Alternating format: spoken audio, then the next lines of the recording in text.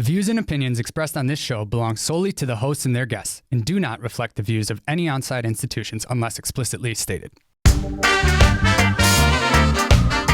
What's up, everybody? My name is Steve Vanderwall. And I'm Justin Klosser, and we're your hosts of Cannabis Cum Laude, a podcast devoted entirely to cannabis. We're going to talk cultivation, business, medicine, politics, culture, advocacy, and everything in between. The cannabis industry is complicated. It's robust. It has a lot of moving parts, and it's our job to help you understand it just a little bit better. So tune in every week for a brand new episode. And if you have a question that you'd like answered on the show, send it on over to questions@cannabiscumlaude.com. Thanks. Enjoy the show. Alrighty, everybody. Welcome back to part 2 of Cannabis Cum Laude. We're here with Steven Johnson, CEO and founder of the Horticultural Lighting Group, aka HLG. And we're going to take a little bit of a deeper dive on part 2 in some of the more technical side of lighting. And really what I want to start with, and we kind of talked about this in part 1, is light spectrum. So what we hear this word full spectrum tossed around a lot in cannabis in regards to cannabinoid content, in regards to lighting. So in terms of lighting, what exactly does it mean to be a full spectrum light? So, it has been tossed around a lot, and I've seen it kind of misused a few times, if you will. For me personally, what full spectrum means is so you've got a couple different measuring methods to call for photosynthesis. Originally we used PAR, which is photosynthetic active radiation. That ranges from 400 nanometers to 700 nanometers. A little wider range because we know that UV can affect, not yield so much, but it can affect the quality, and it does trigger like a defense mechanism in cannabis, and it also helps with pest resistance and disease resistance. But also in that up to about 730 nanometers, we know that the plants can use that in a secondary photosynthetic role, and they also use that to tell. We can use the 730 nanometer to do something called the end-of-day treatment. So basically, you can, as the sun goes down in nature, you notice that it gets a little more orange and oranger outside, and then it gets really dark, and it's almost like it's red for a second. Well, that continues on even past what your eyes can see, and that's what tells the plants outside to go to sleep. So it's like, okay, it's dark. So that's, so we can use that. So P-bar is a bigger range that is used sometimes to measure, what can affect a plant, or what plants use. Anything outside of the P-bar range, nothing's going to happen at all. Like we were talking about earlier with the infrared spike, definitely doesn't grow anything. It's just heat. But full spectrum for me would be something where you have a CRI over 80, which we were talking about, is, the measurement against the sun. The sun's 100. You want to have a representation of the light that's in the sun of at least 70, 80, or else otherwise it's definitely not full spectrum. So to me, HPS is not full spectrum. Red and blue LED, maybe even with some green dotted in, is definitely not full spectrum. So that is what I call a supplementary spectrum.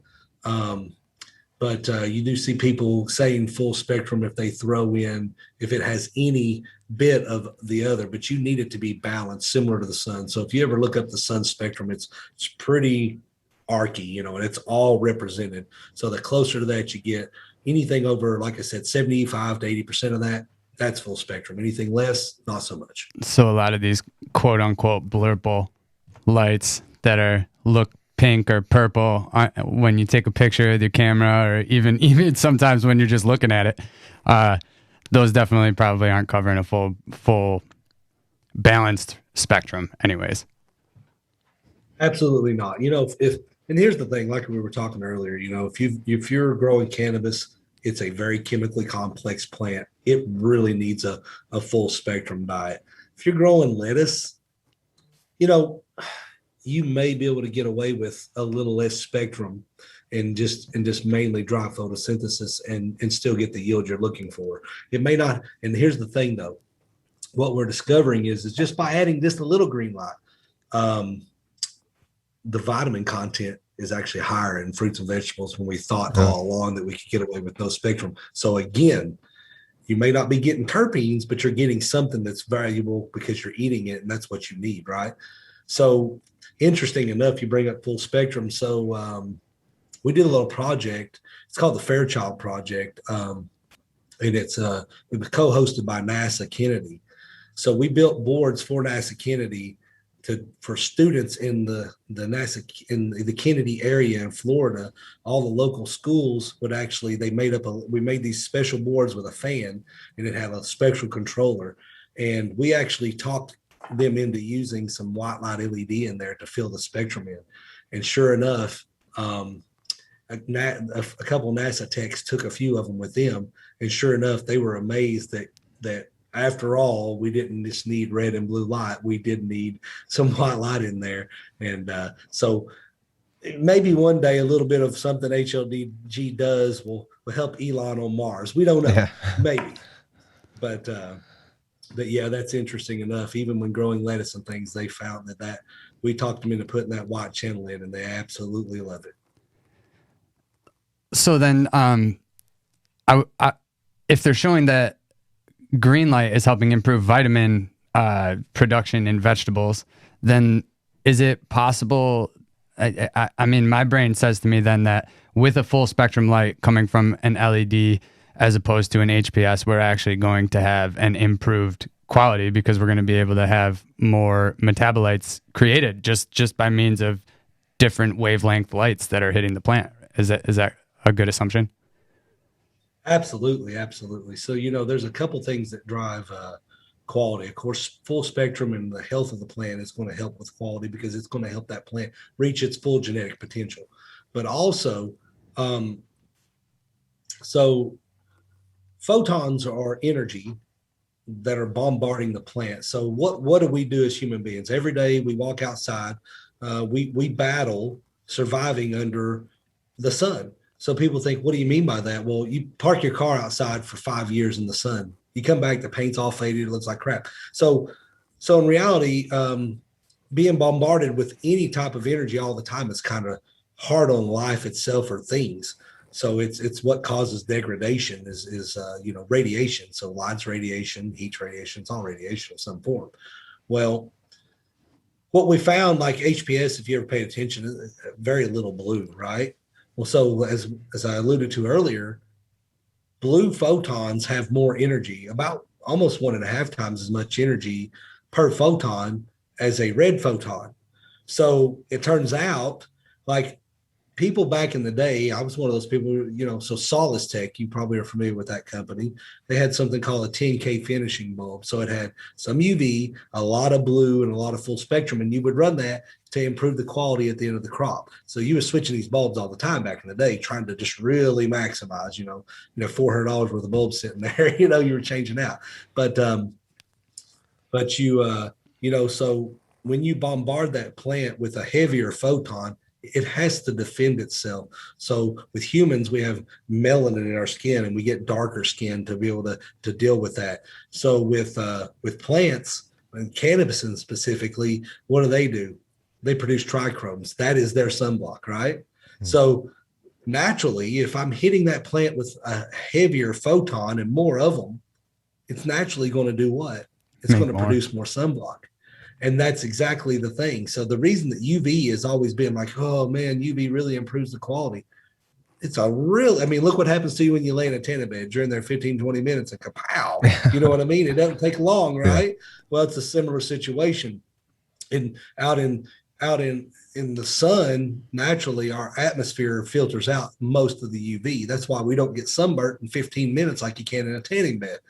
So you're just taking all the UV that has finally made it through our atmosphere to you, and you're compounding that much exposure in a very short time. In a similar situation, you take that UV and you hit a plant with it. You're just expediting the exposure time or the rate of the plant. Well, just turns out if you increase the blue a lot and it's exposed all day, no, it's not as heavy a photon as that, that UV, but it's still a lot heavier weighted than what was in HPS. So the quality is naturally higher under a white light based LED. So how white light works right now. So we started out probably in the late 90s, LEDs, you had red, green, and blue, and you mix those three together and you get white, right? Well, as LEDs advance, the blue LED chemistry, so the dye itself, it's a crystal, became the process to produce those was just light years ahead. So these things were much more graduated in efficiency or producing photons. So what happened is somewhere, in the 2000s, they figured out you put phosphorus over the LED, and it will actually, through phosphorescence, if you look up phosphorescence, your photon, it turns into electrons, fewer electrons combine back to make a photon that is lighter weight, or, that lower energy photon. So that's how we got white light. Is you take blue. So all LEDs that are white start out with the blue photons, and their energy is quote unquote peeled off of those photons, and you get the different colors to get a full spectrum. So inherently, the more phosphorus you use, the less blue makes it through without being changed, and the more of this other color you have. So we can have as much blue as we want now, and it is the most efficient LED, so there's just that. So that's why we have a lot heavier blue. We're able to produce that blue because unlike a bulb, you just really can only do a little. Here we can change the spectrum to have almost no blue all the way to it's almost all blue, and that's why we can tune it. So we tune our LEDs to give you both a high yield and high quality. And it works really well. And it seems like, the industry's finally catching up that, if you start paying attention, the spectrums aren't quite varying as much as they used to, you know what I mean? So, it's getting pretty dialed in for sure. But this new LED that Samsung's got coming out does change the game though. So it changes that blue. So now our blue spectrum is much broader, and the quality is even higher because now we have an even heavier photon than we started with the 450 nanometer blue that was all white light LEDs currently are made of. So it's going to be very interesting when we release this new deal, and love to get on here, later on and show some results, from Flow Gardens, and let you guys see just how. I don't know if you guys have been on there, but go to our Instagram at some point and check out the Flow Gardens pictures on our Instagram. It'll amaze you. Absolutely. You did kind of touch on actually what one of our listener questions was. I was going to save towards the end of the show there. He was curious about what spectrum is best for trichome production. And so I'm pulling from what you just said that it seems like blue spectrum and more UV leaning spectrums seem to be better for trichome production, which makes a whole lot of sense to me, right? Because they're secondary metabolites. And so they're not going to get made if the plant doesn't have enough energy to do its other functions. And so if you have a higher energy photon coming in that's able to satisfy the initial hunger, then there's a whole lot extra left for the trichome production. Well, it begs the question too, because, a lot of growers will, shut their lights off at the end for a day or two and, to stress the plant for trichome production. But would it make more sense to have a more of a UV blue light, to bring out that trichome sunblock, or would it make more sense to shut your lights off and stress the plant? Or which one of those methods are going to yield, a better production of trichomes? So I actually like both. So during the last 2 to 3 weeks, we have a UVA bar. So UVB is generally was the consensus, and the problem with UVB is you can only really expose them for a limited amount of time. So during a 12-hour regular flower cycle of 12 hours lights on, you only need to expose it to about 2 hours. So now you're running a second timer, different things like that. So what we found is UVA at 12 hours will give us the same exact results as UVB for 2 hours, except now you're just bolting it on, running on the same time schedule. And in LED world, the UVA diodes last about 7 times longer lifespan. So there's that too, so it really works out to use the UVA. Plus, you walk in the room with UVA, you probably should wear glasses. It's not the best for you. UVB, again, it's kind of one of those things that's if you're under it a lot, it's going to give you skin cancer, Yeah. And then UVC, it don't take long at all to start destroying your DNA, and there are some LEDs that are in the UVC range now, and you see a lot of that coming out and you can actually expose the plants to UVC, and it's only like a 30-minute treatment. Wow. But like I said, definitely don't want workers in there on that one. And you see a lot of UVC being used now for disinfectant because bacteria or virus that just passes by it's toast. So that's how powerful we're talking about. But that end of day, you were talking about, cutting the lights off and stressing it out. There's a couple things that happen there.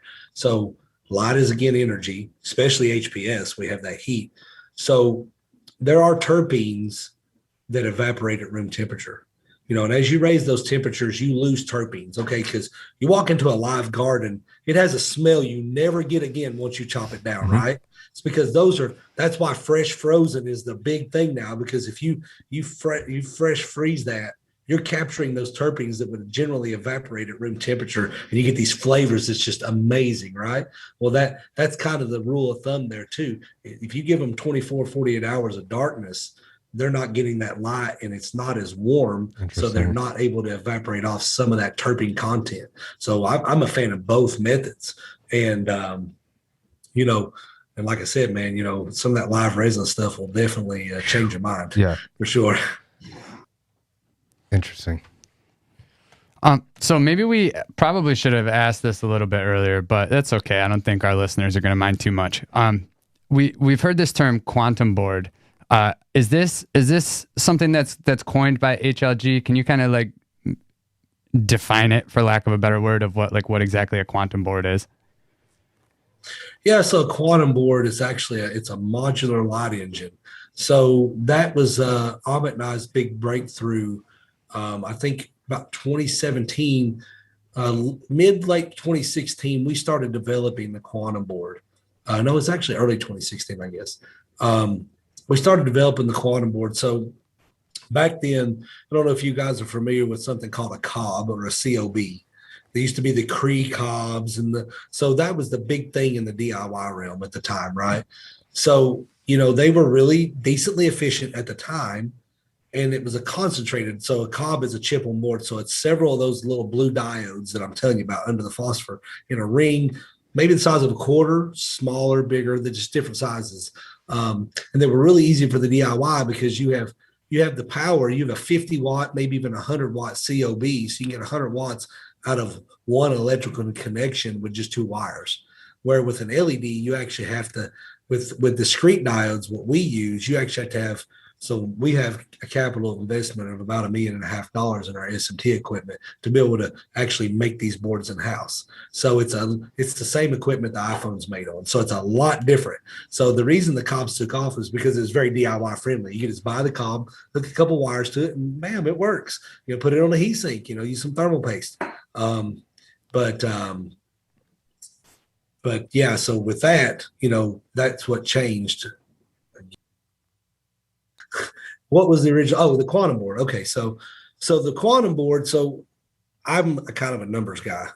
Surprise, right? So I'm looking through data sheets. That's what LEDs when you buy an LED, a power supply, any electronic device that's for manufacturing, they're going to give you a data sheet. It's going to have the tolerances, the size, the input, power, output, all the specs. Okay, it's a spec sheet.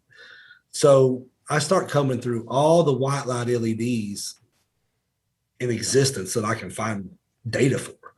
And what I'm looking for is, back then they didn't use horticultural units or micromoles in any of that. It was lumens. Well, lumens is a human eye measurement, and it doesn't apply whatsoever to plants. So when people back in the day, well, my HPS got 144,000 lumens. Well, turns out that the Hortilux had more photons, but it had less lumens. Who knew? Well, it's because our eyes are not sensitive the same to the PAR range. So we can see red light at about 20% of the intensity photon count wise as we do green light. So green would be, that's why night vision's green. So you're magnifying that light. What's the best color to shoot it into your eye at? Green. Why? Because you can see green about 5 times better than you can full color. Huh. So that's why it's green. That's crazy. I didn't have a clue. Yeah. So just look up, human eye sensitivity. Well, all these LEDs were graded in lumens, and every one of them had a different spectrum. So you couldn't just compare this one to this one by the lumens either, because the spectrum's different. And so the photon count's different. So we created a spreadsheet to where you would plug that in and break that energy, that spectrum down and spectral distribution. And then finally, through, hours of work, come out with how many photons per watt were coming out of that particular LED at a given temperature, and drive current. So needless to say, 50, 100 spreadsheets later and hundreds of hours of work, we land on the Samsung LM561C. So that's how we really got started with Samsung. So I said, man, this LED puts out 20% more light than that cob does per watt. Amit and I, we had a disagreement, for a while, because he was like, but the cob it's tighter, it has more intensity, it's concentrated more. And my argument was no, it's a little too concentrated. And remember, we're trying to get maximum photon count by, the more volume of light you have, the more yield you get. Well, long story short, we started working with a company, and we designed the first QB. It was called the Quantum Board, QB304. So this was a modular light engine. So we made it in such a way that no matter what fixture we produced, this was the centerpiece. Okay. Well, long story short, really didn't have a lot of funds. We're self-funded, Amit and I. So we have enough money to buy about 500 of these things, and in low production volumes, they were really expensive. So I talk Amit into it, and I give away about 80, 100 of them. Results came in, best light I've ever used in my life, and some growers that were on the forums, THC Farmer, Roll It Up, different ones that I really respected over the years. I said, here, try this out. Let me know. I'm using it too, but I want your thoughts.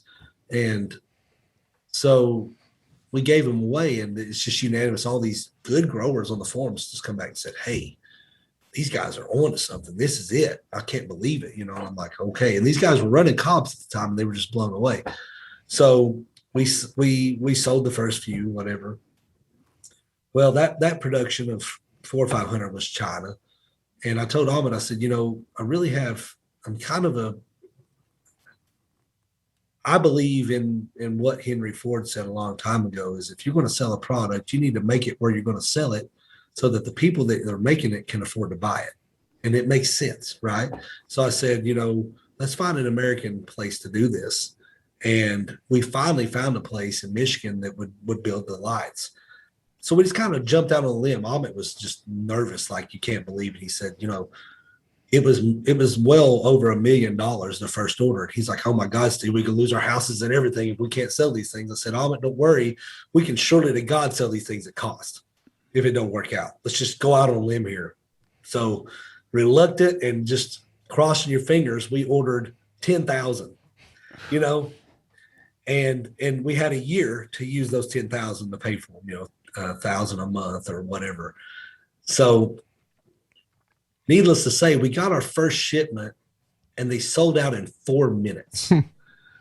And that was pretty amazing. And that was the breakover moment that I said, I think we're really onto something. Because the other ones with the first 400 sold out like that, but that's still just kind of, you're not real sure.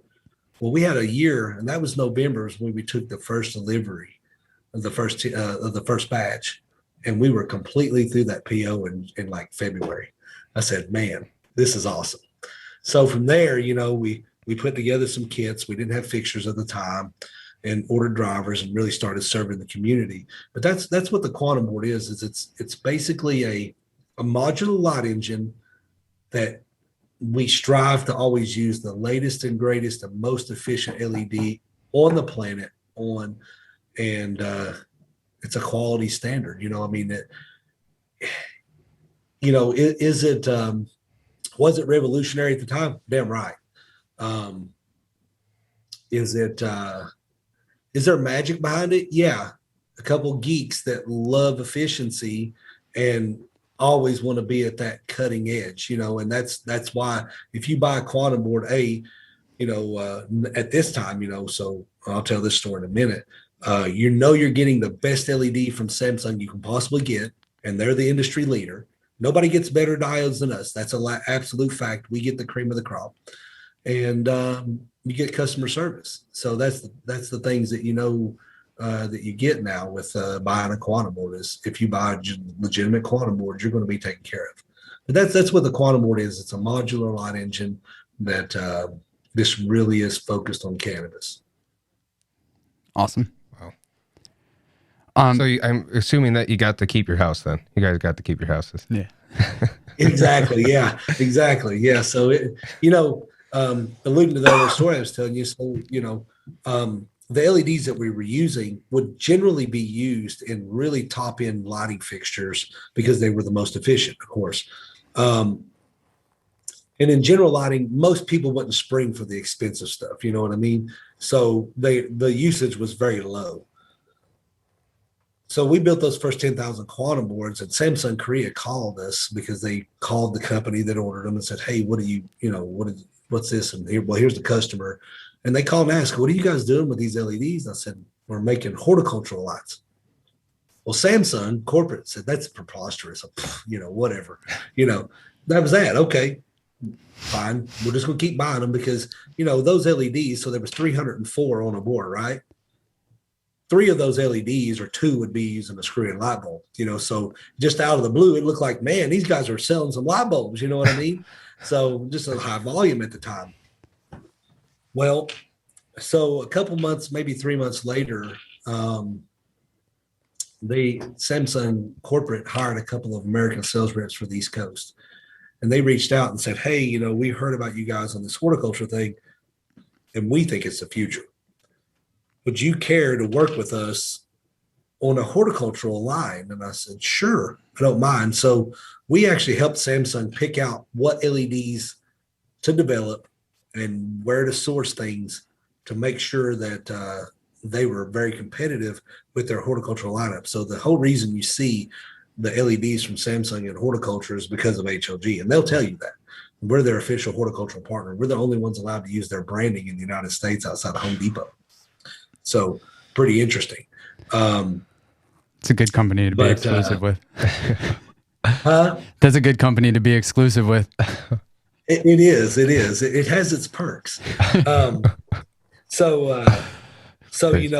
We actually brought the 301B to market as well. So we were the first people in the world to use that LED and this new LED as well. And so they really took a liking to us, and our volumes are there. We're really good. Are we their number one customer? No. We're in the top 3, but we're pretty important, but they know. But prior to HLG, so we nerded out on this stuff. Anybody that listened, we talked about, well, this is why you should use this LED because of this, and this. Well, no other lighting manufacturer, if you think about LEDs before HLG and the quantum boards, you look back, nobody talked about the technology. Nobody talked about the LEDs they used or anything else. They just said, "Ooh, it's got magic spectrum, best ever." And that was it. That's what you got, right? And hope for the best. And most of the time it was bad, and so we talked the science, and that's what really brought the awareness. So Samsung was really, really impressed with the fact that, other lighting manufacturers, horticultural lighting manufacturers would call and say, "Hey, we want the same LED Samsung or the HLG is using." So, and it kind of pushed that direction. So now, back then I'd like to see the numbers, but it was just probably a few million LEDs that they were selling a year. Now they sell 200 million a month and the LM301B, it's over 95% of it goes to horticulture. So that's that. And they know we made their name in horticulture, and that's why they've like this PR thing. So they're doing a really big PR thing to launch this LED and saying exclusive at HLG and our official partner. And that's a pretty good thing, and there was no real contract. They could have just used us and thrown us away, but they've been really good to us. So I can't complain a bit there. But yeah, so it was really funny. The Koreans just thought that was ridiculous. And now I wish I had it in here. I've got a picture of the entire Korean LED team wearing HLG shirts. So pretty interesting for sure. Gotta love when something comes full circle like that. Yeah, so we're winding down to the end of the episode. I wanted to give an opportunity to plug a couple products. A big, a lot of our listeners are home growers. So I kind of wanted to get your insight, what out of your current lineup would be the best light for a small home grow setup? So really it depends. So it would depend on the size of your area. So real common grow tents, a 4x4 by 6.5, 7 foot tall. A couple things there. If you're on a budget, we have the HLG 550 Echo. That light there will absolutely produce like 1,000 HPS, and it'll set you back. I think it's $599 or something like that. So not bad at all. If you really want to step up to a good light in there, I would look at a 600 R spec probably. Or if you really want to grow that taller sativa and you want to be able to, and you're limited on height, the Scorpions are really nice because they're that 40-inch plus size and they spread the light out a lot and you can run them close to the canopy. So those guys there, a little more expensive, but they definitely would fit the bill for a home grow. And I can let you in on a secret too. So we've got a new fixture coming out that's really specifically aimed at the 4x4 for a home grow for that 18 to 24-inch mounting height, just high enough to where you can work on your plants and not have to raise the light, and not so high that you run out of headroom. And it's going to be called the HLG Blackbird, and it's basically a smaller Scorpion, and it's 2.75 micromoles per joule. So basically, there's not a light on the market that beats it in efficiency, and it comes in at a retail price of $849. And there's codes and stuff, discount codes and things like that. So you can get in there, and that thing will absolutely crush a 4x4. That one there is what we're running in our 4x4 test right now, that we have some genetics testing going on. So that's what we're using there. But so the 4x4, that's what I would recommend. Smaller areas, 3x3, you can look at the HLG 300 or the 350R, a 2x4 350R, or 350R would be perfect for that. 2x2, we have the an HLG 100R spec would be good. And I'm just trying to cover all the basic grow tents that I can think of off the top of my head. So you got a 4x8 generally. That you would want 2 lights, because it is kind of that it's so long. So you would look at 2 of the 4x4 lights. So anything that I mentioned earlier in the 4x4, 2 of those. And anything above that, 5x5 plus, I would look at 650R if I had the height, like a Gorilla. Or if I didn't, I would look at the Scorpion Diablo. How much? So that should cover most of it.